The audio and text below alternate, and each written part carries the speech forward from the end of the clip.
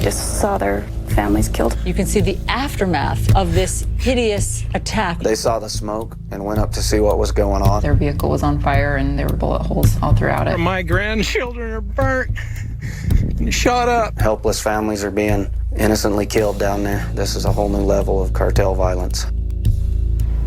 An American family attacked and slaughtered on the Mexican border. 9 people killed. Family members of the Mormon community. Now, among the dead, 3 women, 6 children, some as young as 10 months old.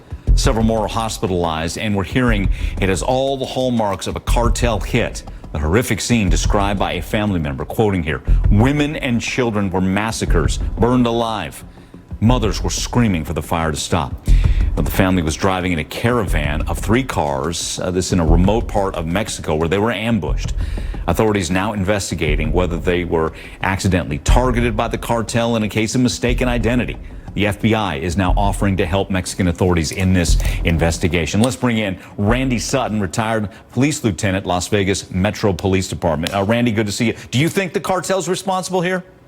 It has every earmark of a cartel hit. Now, the question is, will this investigation reveal that this was a hit on this particular family, or because of the convoy setup of this of the transportation, were they mistaken for a rival cartel? Now, this isn't the first time that this family has been victimized by cartels. They've had kidnappings in the past. They had several of the members of their organization or their family killed a number of years ago, kidnapped and killed. So this isn't the first time that this family has been victimized by cartels. And remember this, that Mexico is an exceedingly dangerous place for Americans. In fact, more Americans have been killed in Mexico than all other countries combined. And so when the president talks about a war on the cartels, I think it's something we need to listen to. Well, okay, I'm going to read the tweet let's go right to that. This is the president weighing in on this, tweeting, "This is the time for Mexico, with the help of the United States, to wage war on the drug cartels and wipe them off the face of the earth. We merely await a call from your great new president." What does it mean to wage war on the cartel?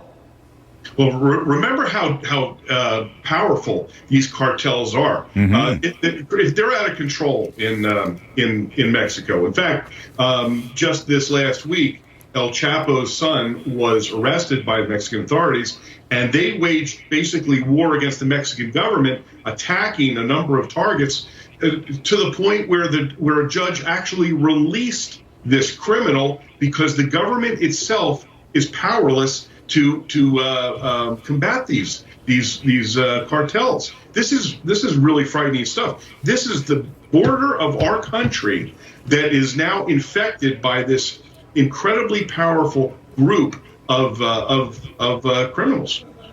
Let's get back to the family here and whether or not mistaken identity, because a lot of people thinking if it's mistaken identity, why wouldn't you stop once you see it's women and children you're dealing with here?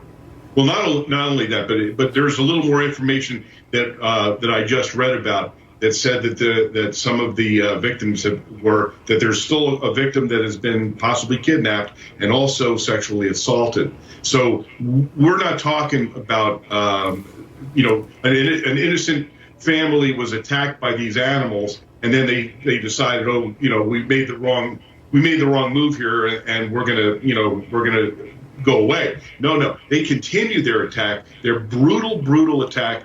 It looks like someone is still missing, and then to sexually assault the victims? No. This is something that is beyond evil. All right, and we're waiting to confirm some of that information that Randy just had there. Randy, always good to see you, retired police lieutenant Randy Sutton. Thanks for your time. My pleasure.